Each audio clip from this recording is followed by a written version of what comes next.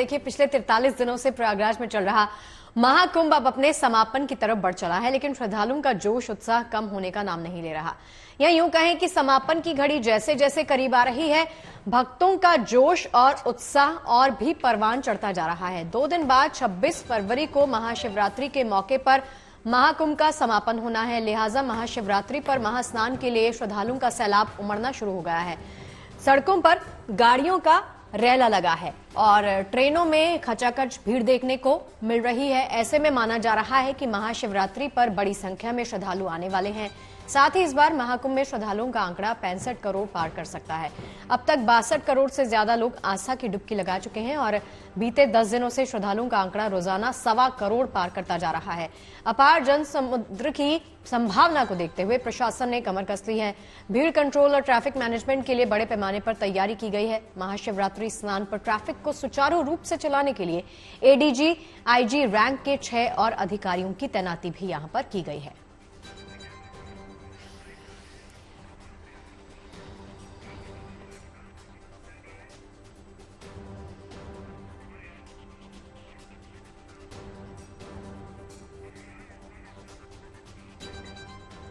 और चलिए ज्यादा जानकारी के साथ हमारी सहयोगी नवजोत हमारे साथ जुड़ गई हैं। नवजोत ने यूं तो हमने वो रिपोर्ट भी दिखाई आपकी, जिसमें आप पूरा रास्ता कवर करते हुए दिखा रही थी कहां पर ट्रैफिक है, कहां पर व्यवस्था को बनाया जा रहा है। अब आप प्रयागराज में पहुंच चुकी हैं, वहां पर आप क्या देख पा रही हैं, कैसे क्राउड कंट्रोल किया जा रहा है? जी गुंजन, देखिए हम लोग इस वक्त हैं, ये जो घाट है ये है दशाश्वमेध घाट। यहाँ पर हम लोग पहुंचे हैं, जैसे तैसे पहुंचे। अब जैसे तैसे का मतलब ये है कि रेलवे स्टेशन से जब हम निकले तो अच्छी खासी भीड़ थी। शहर के रास्ते से होते हुए हर जगह पे, क्योंकि तमाम लोग जो स्नान करने के लिए आ रहे हैं वो शहर से होते हुए यहाँ पर घाटों पर पहुंच रहे हैं, संगम में पहुंच रहे हैं। लेकिन हर जगह पर बैरिकेड्स इतने ज्यादा हैं कि भीड़ को एक तरीके से मैनेज करने के लिए जगह जगह पर बैरिकेड, और ये जरूरी भी है क्योंकि एक ही जगह भीड़ को नहीं भेज सकते, उस भीड़ को डाइवर्ट भी करना पड़ेगा और हर जगह पर बैरिकेड्स लगे हुए हैं। यानी अगर ओवरऑल मैं कहूं तो पूरा व्यवस्थित तरीके से लोगों को एक एक करके या कहें कि ग्रुप्स के हिसाब से संगम की तरफ मोड़ा जा रहा है और वो अलग अलग रास्ते हैं जहां से लोगों को यहाँ भेजा जा रहा है।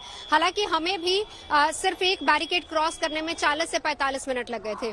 अब रही, क्योंकि बहुत कम वक्त बचा है, महाशिवरात्रि आखिरी स्नान है, कोई दो राय नहीं है कि ये वीकेंड जो है अच्छी खासी भीड़ थी, लेकिन आज सोमवार का दिन सुबह है, शहर के अंदर भीड़ है। शहर के बाहर अगर हम कहें तो उतनी भीड़ नहीं है। कल मैंने आपको एक रिपोर्ट भी भेजी थी, हमारी जो कुंभ यात्रा है नोएडा से लेकर प्रयागराज तक, हमें रास्ते में कम से कम कहीं भीड़ नहीं दिखी। लेकिन हाँ, जब आप प्रयागराज एंटर करते हैं तो वहां पर भीड़ है। वहां पर जाहिर सी बात है, क्योंकि एक सिटी है, चारों तरफ से एंट्री पॉइंट्स बने हुए हैं और लोग जब आके उस शहर में आएंगे तो जाहिर सी बात है कि वहां पर कंजेशन बहुत ज्यादा बढ़ जाएगा। उसी को मैनेज किया जा रहा है। अब रही बात रेलवे स्टेशन की, रेलवे स्टेशन में भी अलग अलग तरह के प्लेटफॉर्म्स बनाए गए हैं। वो प्लेटफॉर्म जहां से दिल्ली जाने के लिए ट्रेनें हैं, वहां से लोगों को केवल उसी एरिया में डाइवर्ट किया जा रहा है। अगर किसी को वाराणसी, अयोध्या साइड जाना है तो उन्हें उसी एरिया में भेजा जा रहा है। एमपी जाने वालों के लिए अलग से लेन बनाई गई है, बिहार जाने वालों के लिए अलग से लेन बनाई गई। तो ये तमाम लेन्स अलग अलग बनाई गई है। तो ये तो फिलहाल शहर की व्यवस्था। लेकिन आज कंपैरेटिवली मैं कहूंगी कि यहाँ पर, क्योंकि हम घाट के आसपास मौजूद है, अभी मैं इतने ट्रैफिक के बाद भी, अभी हम संगम नोज पे नहीं पहुंचे लेकिन इस एरिया में आए हैं, यहाँ पर उतनी भीड़ नहीं है। आप देख सकते हैं चारों तरफ, और इसका एक बड़ा कारण ये भी हम कह सकते हैं कि फिलहाल यहाँ से, क्योंकि मौनी अमावस्या के बाद तमाम जो साधु संत है वो जा चुके हैं, आम लोग ही हैं वो लोग जो रह गए हैं। 65 करोड़ आपने बताया कि आंकड़ा हो चुका है। कुछ यहाँ के इलाहाबाद वासी भी हमारे साथ हैं, आइए जरा, तो बताइए जरा प्रयागराज के बारे में आज क्या सुनाएंगे। आपके यहाँ पर महाकुंभ लगा और अब महाकुंभ बिल्कुल समाप्ति की तरफ बढ़ रहा है, सबसे आज कैसा लग रहा है? प्रयाग एकदम सजा हुआ लग रहा है और रात में तो तारों का पूरा शहर लगता है, पूरी दुनिया हमारे यहाँ आ रही है। प्रयाग जहाँ पे प्रथम यज्ञ हुआ, प्रयाग जहाँ पे पहली किताब आई, साहित्य और संस्कृति का वो संगम, जो साहित्य संस्कृति का संगम था, किसी ने सोचा नहीं था कि 40 करोड़ के आंकड़े के साथ हम 65 करोड़ के आंकड़े को पहुंच जाएंगे। लेकिन अभी और भी होना बाकी है, क्योंकि कहा जा रहा है कि महाशिवरात्रि के दिन और रिकॉर्ड टूटने वाला है। तो ये 70 करोड़ भी जा सकता है। इलाहाबादी आदमी, प्रयागराज का आदमी, यहाँ के लोग, यहाँ की धरती कुछ भी कर सकते। हमें रंग नहीं नजर आया अभी प्रयागराज का? आएगा रंग नजर आएगा। क्यों लोग आ रहे हैं प्रयागराज? मैं 4 पंक्ति दे रहा हूँ कि यह तट दुनिया भर में सबसे प्यारा है, सबसे प्यारा ये प्रयाग हमारा है। क्रांति की भी लहर यहीं से उठती है और शांति की लहर भी यहीं से उठती है। यही इलाहाबाद विश्वविद्यालय है, तो कहीं ना कहीं सारा केंद्र है कि सबसे प्यारा ये प्रयाग हमारा है, तीन नदी का संगम वो सुख देता है, जिससे दुनिया भर का वैभव हारा है।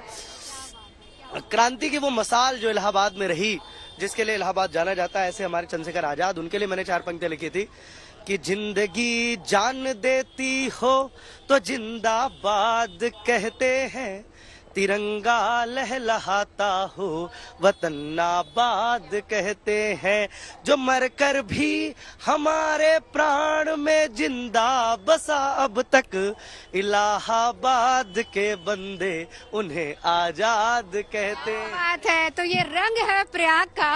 देखिए साधु संत भले ही चले गए हैं, लेकिन प्रयाग का रंग अभी भी है और लोग भक्ति का सैलाब एक तरीके से उमड़ रहा है। आज जैसे मैंने आपको कहा कि भीड़ उतनी नहीं है, लेकिन फिर भी जो माना जा रहा है, क्योंकि व्यवस्थाएं अब उस तरीके से की जा रही है, प्रशासन इस बात को मान के चल रहा है कि शिवरात्रि के दिन या फिर उससे पहले, जैसे हम कहें कि कल सुबह से हम लोग को भी बाकायदा इंस्ट्रक्शंस दी गए हैं कि आप कल सुबह से मेला क्षेत्र के बाहर मत जाइएगा, क्योंकि उसके बाद एंट्री नहीं हो सकती है। तो कल सुबह से प्रशासन ये मान के चल रहा है कि यहाँ पर फिर से वापस से लोगों की अच्छी खासी भीड़ जुटने वाली है। उसी को लेकर जगह जगह पर तैयारियां मुकम्मल कर ली गई। ठीक है, और चलिए ये तस्वीरें प्रयागराज से सीधी आपको दिखा रहे हैं। खिलाड़ी कुमार को देख लीजिए। अक्षय कुमार खुद प्रयाग की इस धरती पर पहुंचे हैं, संगम नगरी में, और संगम की इस धारा में आस्था की डुबकी लगाने के लिए वो तैयार है।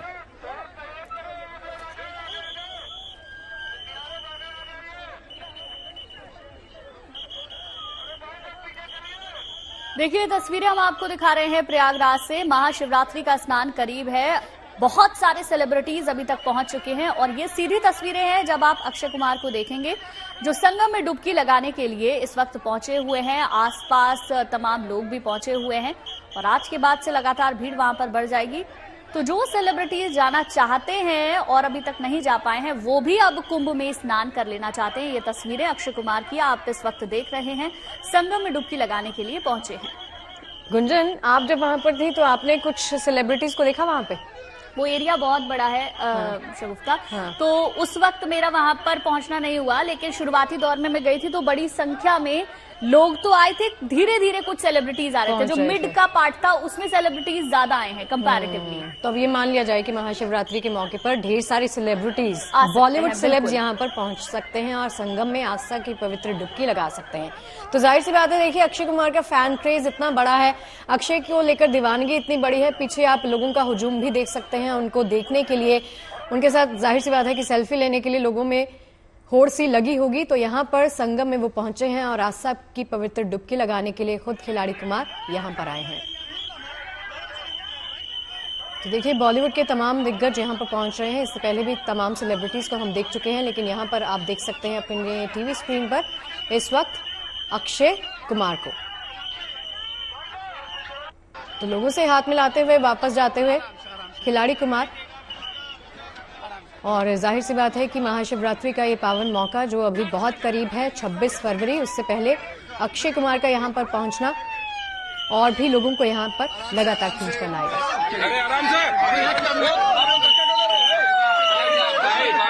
हाँ जी, पूछिए।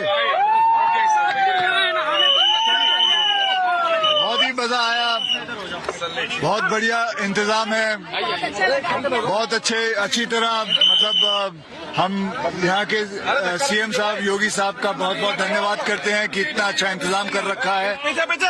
मुझे अभी भी याद है 2019 में जब पिछला कुंभ हुआ था तो लोग गठरी लेके आते थे। अब तो इस वक्त तो सब बड़े बड़े लोग आ रहे हैं, अंबानी आ रहे हैं, अडानी आ रहे हैं, बड़े बड़े एक्टर आ रहे हैं, सब आ रहे हैं। तो ये इसे कहते हैं, मतलब किस हिसाब से महाकुंभ ये इंतजाम किया हुआ है, ये बहुत ही बढ़िया है। और मैं सारे ही जितने भी पुलिस वाले हैं, जितने भी वर्कर हैं, जिन्होंने सबका इतना ध्यान रखा है, उनका हाथ जोड़ के बहुत बहुत धन्यवाद करना चाहता हूँ। बहुत बहुत धन्यवाद।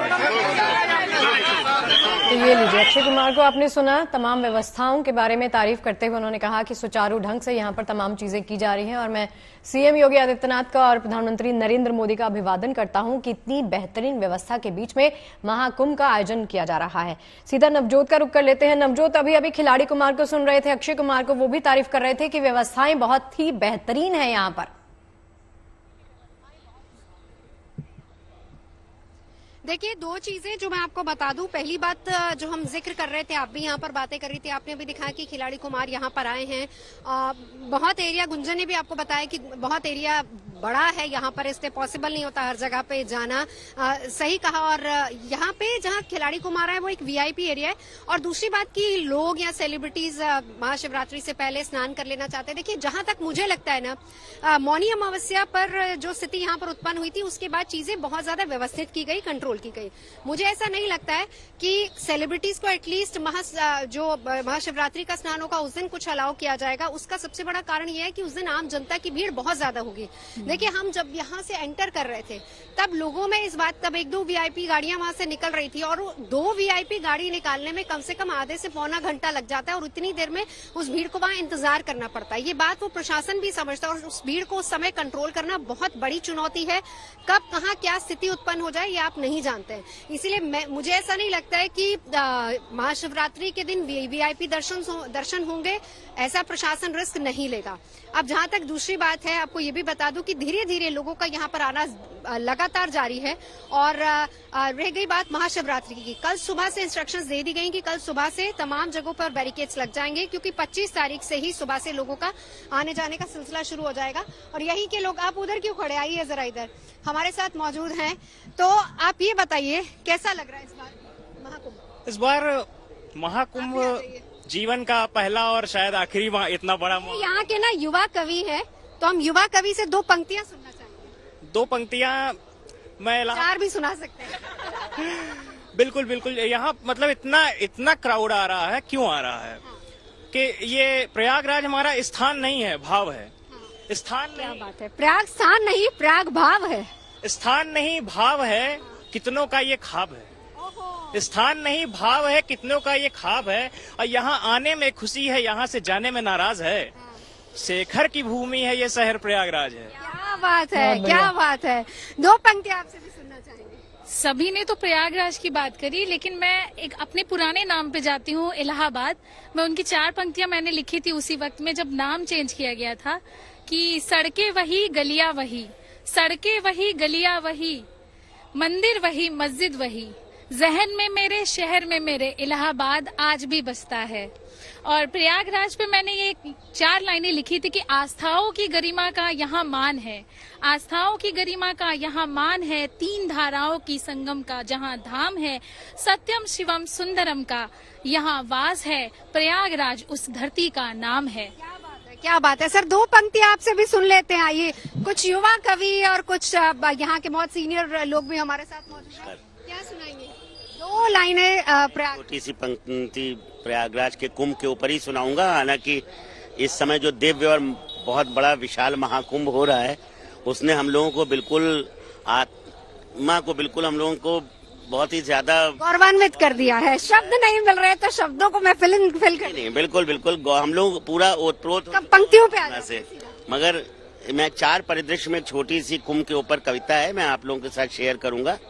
चलो चलें, चलो चलें देखें कुंभ का मेला, चलो चलें देखें कुंभ का मेला, हरिया धनिया रधिया आओ, गुदड़ी झोला डंडा लाओ, खुली रात हो पूस जली हो, खुतिया मुनिया ठिठुर ठिठुर कर सिकुड़े जाएं, गुटका दाबे हाथ तापते कुंभ की महिमा सुनाते जाएं, करे कामना लोक सफल परलोक सफल हो, भोर अंधेरे मारे डुबकी आओ चलकर पुण्य कमाएं। दूसरा परिदृश्य है थोड़ा सा हास्य व्यंग्य, चलो हनी हम घूम कर आए। ये जो रील और सेल्फी वाले लोग हैं, चलो honey let's go to Prayag, चलो हनी हम घूम कर आए अब की कुंभ का मेला, चलो डियर पर पैदल चलकर जाएं कैसे, यहाँ पे पैदल आने में बहुत कठिनाई होती है लोगों को। गाड़ी का एक पास मंगाओ, कॉटेज भी तो बुक करवाओ, मेरे भी कुछ दोस्त चलेंगे, बियर और काजू क्या साथ चलेंगे, आओ कुछ सेल्फी और पिक हो जाए, पानी बहुत ही ठंडा यारो, कौन है पापी जो पुण्य कमाए। क्या बात है। देखिए, बहुत ही खूबसूरती के साथ इस शहर का इतिहास भी बयां किया और यहाँ पर आने वाले लोगों की अपनी अपनी आस्था है। ये बार बार हम कहते जा रहे हैं क्योंकि जब से महाकुंभ की शुरुआत हुई है, यहाँ तक कि हम हर बार देखते हैं, चाहे कोई बद्रीनाथ केदारनाथ जा रहा है, जिस भी जगह पर कोई जा रहा है, कुछ लोग होते हैं जो आस्था के साथ जाते हैं और कुछ लोग होते हैं जो पर्यटक के तौर पर वहां पर जाते हैं। तो हर किसी की अपनी अपनी भावना है जिसको उकेरा इन्होंने अपनी पंक्तियों के जरिए। जी शगुफ्ता, गुंजन जी बिल्कुल नवजोत, देखिए आपने तो पूरा माहौल बना दिया। प्रयागराज का महत्व क्या है वो हम समझ चुके हैं और किस तरीके से जो दूर दूर से आने वाले लोग हैं जो अपने मन में आस्था लेकर आते हैं उनका क्या भाव होता है ये भी हमने समझ लिया। लेकिन क्योंकि आज का दिन जैसे जैसे शाम होगी, कल से मुझे लगता है, क्योंकि अमृत स्नान मैंने भी कवर किया है, तो कल से बहुत ज्यादा स्थिति वहां पर भीड़ वाली हो जाएगी। कोई भी व्हीकल अंदर नहीं जा पाएगा। ऐसे में जो प्रबंधन है वो किस तरीके से मैनेज करेगा सारी चीजों को? मेला क्षेत्र प्राधिकरण की ओर से कोई अपडेट है आपके पास? हाँ, देखिए इसके बारे में बता दूं, आपने कहा कि व्हीकल एंटर नहीं करेगा। व्हीकल अभी कल रात से बंद कर दिए गए थे क्योंकि हम लोग रात में 8:15 बजे के करीब यहाँ पहुंचे थे और शहर में जैसी हमारी एंट्री, शहर के पहले बाहर की बात बता दूं, बाहर में ही व्हीकल्स को रोका जा रहा है। अब क्योंकि गुंजन आपने भी कवर किया, आपको पता ही है शहर के बाहर सारे पार्किंग एरियाज बनाए गए। पहली बात, वहां व्हीकल्स को रोका जा रहा है। दूसरी बात, हमें अलाउ किया गया क्योंकि हमारे पास पास था और हम बिल्कुल सेंटर ऑफ द सिटी जब पहुंचे और उसके बाद भी हमें होटल तक जाने की इजाजत नहीं थी। कुछ रिक्वेस्ट करके, क्योंकि लेट नाइट हो गया था, इसलिए हमें गाड़ी ले जानी पड़ी, हमारे पास इक्विपमेंट्स थे। यानी कि जो पूरा शहर है, पहली बात वो पूरी तरह से नो व्हीकल जोन है। उसके बाद सुबह जब हम लोग यहाँ पर आए, यहाँ आते आते हम लोग को बोला गया, जब हम मेला क्षेत्र एंटर कर रहे थे, वहां पे कोई व्हीकल नहीं है, कोई व्हीकल अलाउड ही नहीं है। हमें भी बोला गया था, लेकिन रिक्वेस्ट करने के बाद ये कहा गया कि आप अपनी गाड़ी अंदर ले जाइए, लेकिन अब 26 के बाद ही आपकी गाड़ी बाहर निकलेगी क्योंकि पूरा एरिया नो व्हीकल जोन है। सुबह सिर्फ इक्का दुक्का गाड़ियां थी जो वीवीआईपी दर्शन करके निकल रहे थे और उस पर भी लोगों का आक्रोश था कि ये तो आम जनता के लिए, आप गाड़ी वालों के लिए आधा घंटा रोकेंगे। तो यानी प्रशासन इस चीज को समझ रहा है। अब तीसरी बड़ी बात यह है कि व्यवस्था कैसी है। देखिए, अभी से ही हर जगह जगह रूट्स डाइवर्ट किए जा रहे हैं, बैरिकेड्स लगाए गए हैं। जो वॉलंटियर्स हैं वो लगातार इन टच हैं एक दूसरे के। स्पेशली जो सुबह हमने व्यवस्था देखी जिसमें कि रेलवे प्लेटफॉर्म पर ज्यादा भीड़ न हो, जो भी ट्रेन आ रही है अंदर से रेलवे प्रबंधन वॉकी टॉकी के जरिए मैसेजेस बाहर देते हैं और वहां पे अलग अलग चेकिंग पॉइंट्स बने हुए हैं। यानी कैसे वो रेलवे स्टेशन तक भीड़ पहुंचेगी या लोग पहुंचेंगे, उनकी ट्रेन भी मिस ना हो, उसको लेकर भी वहां पे इंतजाम किए गए हैं। अलग अलग लोगों की अलग अलग वॉलंटियर्स की ड्यूटी है। जो वाराणसी अयोध्या की साइड जा रहे हैं उनका टिकट देके उनको अलग डाइवर्ट किया जा रहा है, बिहार की ट्रेनों वालों को अलग डाइवर्ट किया जा रहा है। तो इसी के साथ साथ संगम आने वालों को भी अलग अलग जगह डाइवर्ट किया जा रहा है। यहाँ अंदर से लेकर और बाहर तक जब आप संगम में एंट्री करते हैं, वहां पे जगह जगह पे न सिर्फ बैरिकेटिंग बल्कि वॉलंटियर्स और स्थानीय पुलिस भी वहां पर मौजूद है और पूरे तरह से एक दूसरे के साथ इन टच है। किस जगह पर भीड़ हो रही है, जहां भीड़ है वहां पे तुरंत बैरिकेड लगा दिया जाता है, उस भीड़ को दूसरी जगह पे डाइवर्ट किया जाता है, दूसरे रास्ते के जरिए उनको अंदर आने की इजाजत है।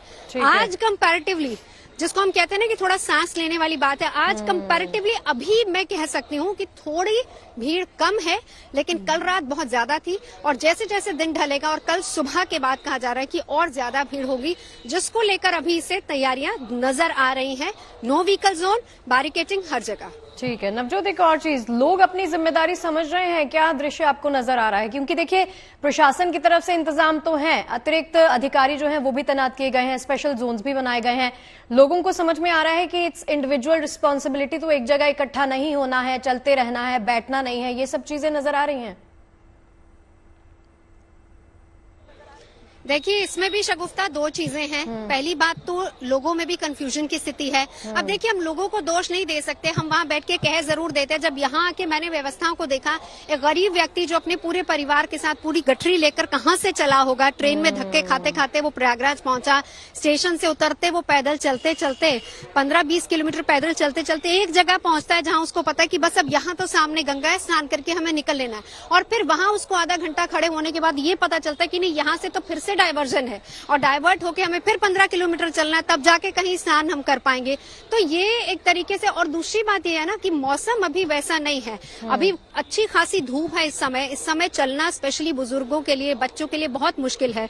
तो ये थोड़ी सी स्थिति लोगों के लिए पैनिक हो जाती है, जो स्वाभाविक है, जिसको हम गलत भी नहीं कहेंगे, स्वाभाविक है। लेकिन पुलिस प्रशासन अपनी जगह सही है कि अगर एक ही जगह पर, एक ही पॉइंट पर इतने लोग आ जाएंगे तो वो भी कंट्रोल करना है। तो दोनों चीजें हैं, लोग समझ भी रहे हैं, लेकिन मजबूरियां उधर भी हैं, मजबूरियां इधर भी हैं। लेकिन कुल मिलाकर आस्था है, स्नान करना है और जाना है, भले उनके लिए, उसके लिए कितनी दूर पैदल क्यों ना चलना पड़े। बिल्कुल नवजोत, आप हमारे साथ बने रहिए और भी आगे आपसे जानकारी लेंगे। देखिए, इस बीच आपको लेकर चलते हैं प्रयागराज रेलवे स्टेशन, जहां पर घंटों हजारों लोग रेलवे स्टेशन से निकल रहे हैं और हजारों लोग संगम में डुबकी लगाकर वापस लौट रहे हैं। ऐसे में भारी भीड़ को देखते हुए रेलवे प्रशासन की ओर से क्या तैयारियां की गई हैं, हमारी संवाददाता नवजोत रंधावा ने ही एक रिपोर्ट बनाई है, देखिए जरा। आज है सोमवार का दिन, लेकिन सुबह सुबह के वक्त इस भीड़ को देखकर आप अंदाजा लगा सकते हैं कि हर कोई आस्था की डुबकी लगा लेना चाहता है। महाकुंभ का आखिरी स्नान 26 तारीख यानी कि शिवरात्रि के दिन है। भीड़ बहुत ज्यादा है। ट्रेन से जो लोग यात्री कर रहे हैं, हम लोग इस वक्त मौजूद हैं द्वार संख्या 3 और 2 के बाहर। प्रयागराज रेलवे स्टेशन है, लेकिन यहाँ पर भीड़ को मैनेज कैसे किया जा रहा है, क्योंकि लगातार ट्रेन भी आ रही हैं। पुलिस प्रशासन अपनी तरफ से अपना काम कर रहा है, वॉलंटियर्स अपनी तरफ से लोग लगे हुए हैं। लेकिन सवाल सबसे बड़ा ये है कि अंदर किसी तरह की कोई भीड़ ना हो, लोगों को इकट्ठा ना होने दिया जाए, और साथ ही साथ मैनेज कैसे हो रही है, वॉलंटियर्स भी हैं, आप कैसे मैनेज करते हैं? मैडम, यहाँ पर गेट के ऊपर सब जिसको जहाँ जाना है स्टेशन पे, वहाँ सब डिसाइड कर रखा है पहले से। गाड़ी अंदर लगती है, और जैसे किसी को मुगल सराय जाना पंडित दीनदयाल, तो वहाँ से जाएगा, उसकी ट्रेन वहीं से बाहर प्लेटफॉर्म पर लगेगी। हर 5 से 10 मिनट बाद में एक ना एक ट्रेन लगी रहती है। एक ट्रेन लगी रहती है, लेकिन वही है ना कि प्लेटफॉर्म पर भीड़ ना हो, इसके लिए आप यहाँ से, क्योंकि मैं देख रही हूँ यहाँ से बहुत लोगों को यहीं से मैनेज होता है। फिर वहाँ जाकर पैसेंजर इकट्ठा रहते हैं, जब गाड़ी आती है तो वो बाड़ा खोलते हैं और वहीं से वो चले जाते हैं, निकल जाते हैं। एक बार दिखा दीजिए, ये भी, ये पहला पॉइंट है जहाँ पर रोका जाता है। 4 गेट लगे हुए हैं, ऐसे 4 से 5 गेट लग रखे हैं। रिजर्वेशन टिकट जिसका, उसका एक अलग गेट बना रखा है, वहाँ से निकल जाएंगे। ये सब अनरिजर्व टिकट वाले हैं। अनरिजर्व वालों को आप यहाँ से भीड़ के हिसाब से? बिल्कुल भीड़ के हिसाब से। तो आपका कोऑर्डिनेशन अंदर प्लेटफॉर्म से या रेलवे स्टेशन से कैसे हो रहा है? कोऑर्डिनेशन हमारे पास में मैसेज आ जाता है मैडम, गाड़ी के लिए या कुछ भी चेंजेस होता है उसका यहाँ पर मैसेज आ जाता है, और अंदर भी हमारी तरह ही प्लेटफॉर्म के ऊपर सभी लोग तैनात हैं वहाँ पे। और प्लेटफॉर्म से अंदर से कैसे आप कोऑर्डिनेट कर रहे हैं? प्लेटफॉर्म से हम यहाँ से भेजते हैं, आगे हमारे और भी वॉलंटियर और हमारे लगे हुए हैं, वो आगे कोऑर्डिनेट। तो देखिए, ये पूरी तरह से एक हम कह सकते हैं कि चेन है। अंदर प्लेटफॉर्म से चीजें मैनेज हो रही हैं, वहां से वायरलेस मैसेजेस जाते हैं, और सभी के कानों में आप देखेंगे यहाँ पर वायरलेस हैं। पुलिस प्रशासन यहाँ पे मौजूद है। अलग अलग तरह के गेट्स यहाँ पर बने हुए हैं। जिनके रिजर्व टिकट्स है, उनकी एंट्री दूसरे जगह से हो रही है। अनरिजर्व वालों को यहाँ पर इकट्ठा किया जाता है। फिर इसके पीछे एक और बैरिकेड है जहाँ पर भीड़ को रोका जाता है, और जब ट्रेन आती है उस हिसाब से धीरे धीरे करके लोगों को छोड़ा जाता है, ताकि प्लेटफॉर्म पर ज्यादा भीड़ ना हो और लोग सही तरीके से अपनी ट्रेन बोर्ड कर सके। सिविल वॉलंटियर्स भी हैं और पुलिस प्रशासन भी है जो इस पूरी भीड़ को मैनेज कर रहा है। प्रयागराज रेलवे स्टेशन से मैं नवजोत रंधावा, मेरे साथ है मेरे कैमरा पर्सन योगेंद्र सिंह। तो नवजोत, आपकी एक रिपोर्ट हमने देखी, किस तरीके से क्राउड को मैनेज किया जा रहा है, स्टेशन के बाहर भी कैसे डाइवर्जन किया जा रहा है। और एक रिपोर्ट और मैंने सुबह आपकी देखी थी, जिसमें आप बता रही थी कि आप बहुत फूडी और गन्ने का जूस पी रही थी। अब मुझे ये बताइए, आपने क्या खाया पिया है अभी?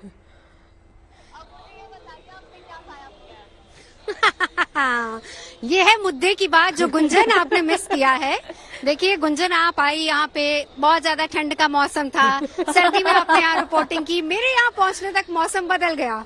तो मैंने सबसे पहले तो शुरुआत की गन्ने के रस से। यूपी में आप आए और गन्ने का रस ना पिए। एक बड़ी इंटरेस्टिंग चीज गुंजन जो आपने मिस कर दी, वो ये थी नेत्राम की कचौरी। आपने नहीं खाई वो कचौरी, मैंने भी खाई है। आप लोगों के लिए स्पेशल रिपोर्ट भेजी है, जो कि आप देखिएगा जरूर, क्योंकि जो भी कोई प्रयागराज आ रहा है, प्रयागराज के खाने से, यहाँ के फूड से अगर आप रूबरू नहीं होते, यहाँ के जायके से रूबरू नहीं होते ना, तो भाई मजा नहीं आता। यकीन मानिए, मैंने लोगों से पूछा, लोगों की जुबान पर 2 चीजें। पहली बात, व्यवस्था बहुत अच्छी है, बहुत अच्छे से स्नान हो गया, कोई दिक्कत नहीं हुई। ये होता है क्योंकि जिस आस्था श्रद्धा के साथ आप यहाँ तक आ रहे हैं, दिक्कतें होती है, लेकिन जब स्नान हो जाता है ना, तो हम सब भूल जाते हैं। ये भक्ति है, आस्था है। और दूसरी चीज ये है ऐसे लोग भी हैं जो कह रहे हैं भाई आ रहे हैं, स्नान भी जरूरी है, पूजा भी जरूरी है, पेट पूजा भी जरूरी है। और पेट पूजा के लिए नो कॉम्प्रोमाइज, हमें सिर्फ वहीं जाना है जो यहाँ के फेमस फूड जॉइंट्स है, जिनकी बहुत ज्यादा मान्यता है। जैसे कि 180 साल पुरानी ये दुकान है नेत्राम कचौरी, जहाँ पर मैं गई थी। वैसे मेरी लिस्ट में और भी बहुत सारे हैं, मैं आपको उनका जायका चखाती रहूंगी। चलिए नवजोत, बहुत बहुत शुक्रिया। और गुंजन को देखकर मुझे लग रहा है कि थोड़ा सा अफसोस फील कर रही है कि मैंने वो कचौरी नहीं खाई है। कचौरी नहीं खाई है। बहुत बहुत शुक्रिया नवजोत जुड़ने के लिए, जानकारी हमारे साथ साझा करने के लिए। देखिए, असम की राजधानी गुवाहाटी में चाय बागान और चाय उद्योग के 200 साल पूरे होने के मौके पर भव्य कार्यक्रम का आयोजन चल रहा है। आज प्रधानमंत्री मोदी भी शाम को गुवाहाटी पहुंच रहे हैं। वो सरू सजाई स्टेडियम में आयोजित झूमर बिंदिनी कार्यक्रम के नृत्य प्रदर्शन के गवाह बनेंगे। नृत्य असम के चाय बागानों के 8,500 से ज्यादा कलाकार इसमें अपनी प्रस्तुति देंगे। इस महाआयोजन में भारत के 61 मिशन प्रमुखों के साथ कई सेलिब्रिटीज भी होंगे। लोक नृत्य का ये शो नया इतिहास रच सकता है। CM advantage Assam 2.0 investment and infrastructure summit का भी उद्घाटन करने वाले हैं।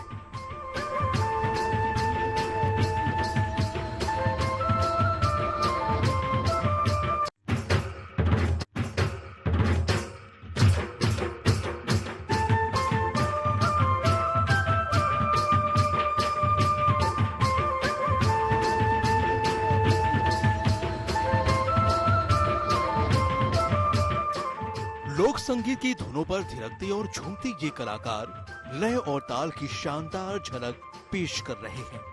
ये तस्वीरें गुवाहाटी की हैं। गुवाहाटी की सरूसजाई स्टेडियम में सोमवार को असम के झूमर लोक नृत्य का भव्य आयोजन होने वाला है। ये कलाकार भरपूर जोश, जज्बे और लगन के साथ इस नृत्य समारोह की तैयारियों में जुटे हैं। नृत्य संगीत के इस मनभावन उत्सव में 100-200 नहीं बल्कि 8,600 कलाकार शामिल होंगे और पारंपरिक रूप से सज-धज कर संगीत की धुनों पर अपने स्टेप्स और लय का अनूठा तालमेल प्रस्तुत करेंगे। खास बात ये है कि खुद प्रधानमंत्री नरेंद्र मोदी भी इन डांसर्स की कला का दीदार करने के लिए मौजूद रहेंगे। लिहाजा कलाकारों की उत्साह की सीमा नहीं है। हमारे जो बागान में रहते हैं लोग, चाय के बागान में इतने दिनों से हमारा जो कल्चरल डांस है, मतलब हमारा वो इतने दिनों से हम तो अपने जगह में ही सिर्फ प्रोग्राम होता था। छोटा मोटा बड़ा भी प्रोग्राम होता है, लेकिन इतना बड़ा प्लेटफॉर्म कभी नहीं मिला था। आज उनकी वजह से ये प्लेटफॉर्म मिला है। यहाँ आके बहुत अच्छा लग रहा है। मतलब नए नए लोगों से मिलजुल रहे हैं। हम लोग तो ऐसे ही घर में रहते हैं ना, तो ऐसे मतलब प्लेटफॉर्म मिला है सब लोगों के मिलने के लिए। बहुत अच्छा लग रहा है। ये फर्स्ट टाइम है ना, बहुत ज्यादा एक्साइटमेंट है।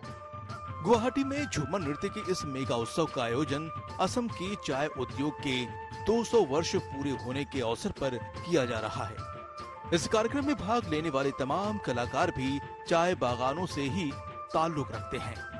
ये कलाकार ढोल, मादल, धुमसा और बांसुरी जैसे अपने पारंपरिक वाद्य यंत्रों की धुन पर थिरकते हुए अनूठा समा बांधने वाले हैं।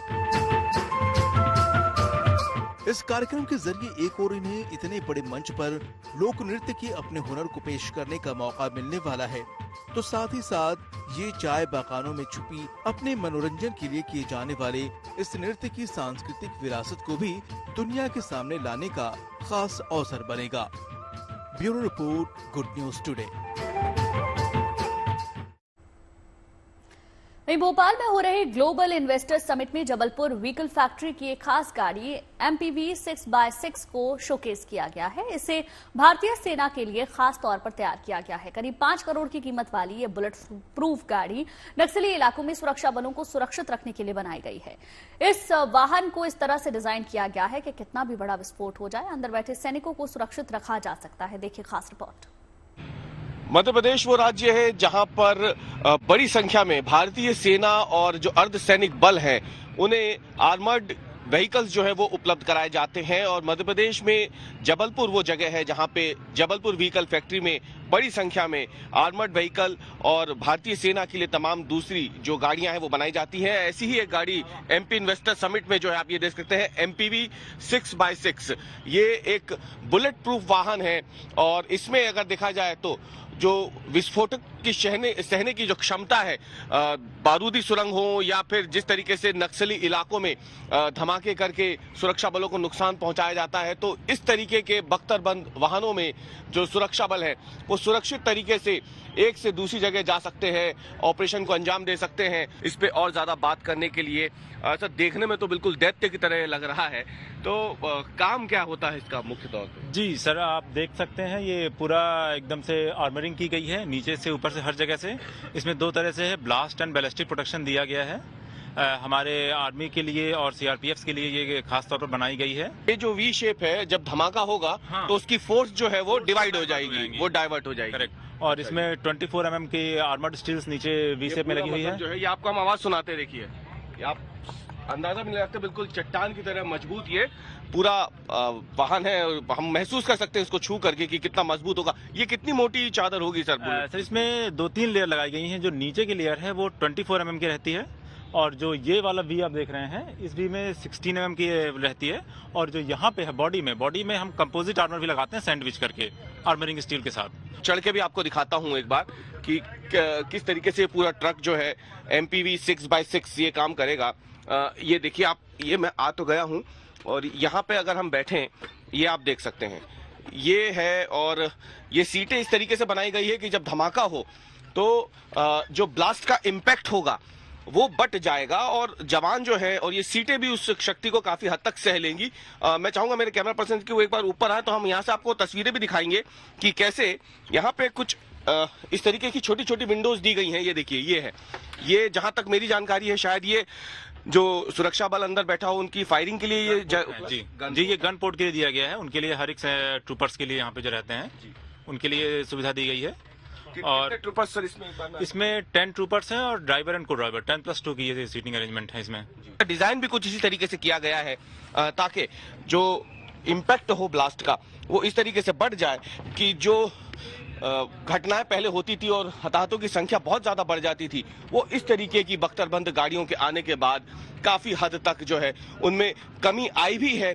और आगे भी कोशिश यही है कि इस तरीके की गाड़ियां जो है वो देश की अमूल्य धरोहर जो है, हमारे देश के सैनिक अर्धसैनिक बल, उनकी जान की पूरी तरीके से हिफाजत कर सके। और ये MPV 6x6 आर्मर्ड व्हीकल जो है, व्हीकल फैक्ट्री जबलपुर में बना हुआ, वो कहीं ना कहीं एक बेहतर अगर देखा जाए तो एक वाहन जो है वो साबित होता दिख रहा है, ताकि देश के जो जवान हैं वो इस तरीके की गाड़ियों में जाकर के, बख्तरबंद गाड़ियों में जाकर के सुरक्षित तरीके से ऑपरेशन को अंजाम देके वापस आ सके। कैमरामैन प्रतीक के साथ अवीश पाल सिंह, भोपाल। देखिए, इनका नाम भी विराट है, इनके काम भी विराट है और ये जीत भी विराट है, क्योंकि ये है टीम इंडिया की जीत। बात कर रहे हैं टीम इंडिया की विराट जीत के, विराट जश्न की। दुबई में इंडिया वर्सेस पाकिस्तान के बीच हुए शानदार मुकाबले में टीम इंडिया ने पाकिस्तान को हरा दिया। इस जीत ने पूरे देश को खुशी से झूमने का मौका दिया। जैसे ही भारत ने चैंपियंस ट्रॉफी में पाकिस्तान को 6 विकेट से मात दी, पूरा देश मानो सड़कों पर उतर आया। उसी की तस्दीक करती ये तस्वीरें आपके सामने हैं। सेलिब्रेशन मोड ऑन हुआ, रात को ये मैच खेला गया।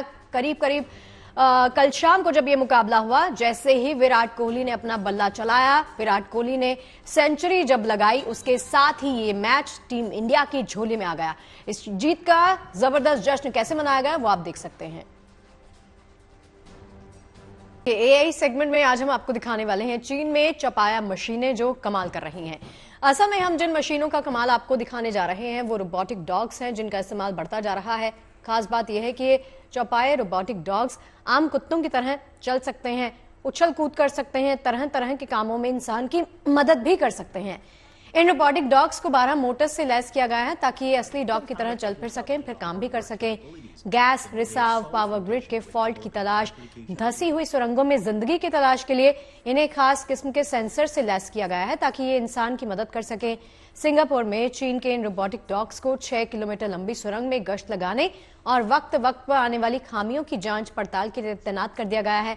तो वहीं चीन के कई इलाकों में इनका इस्तेमाल भी बढ़ता जा रहा है, जिसकी वजह से दूसरे देशों के मुकाबले चीन में इनके प्रोडक्शन में बहुत कम लागत आ रही है। इसके कारण इनका निर्यात भी बढ़ रहा है और अगले 6 साल में यानी 2031 तक इनकी बिक्री का आंकड़ा भी बढ़ जाएगा। लंच टाइम में हम आपको प्रेरित करने वाले विचार दिखाते हैं। आइए देखते हैं आज का विचार। मार्टिन लूथर किंग ने कहा है कि अपने सपनों पर विश्वास करो और उन्हें पूरा करने के लिए हर दिन मेहनत करो।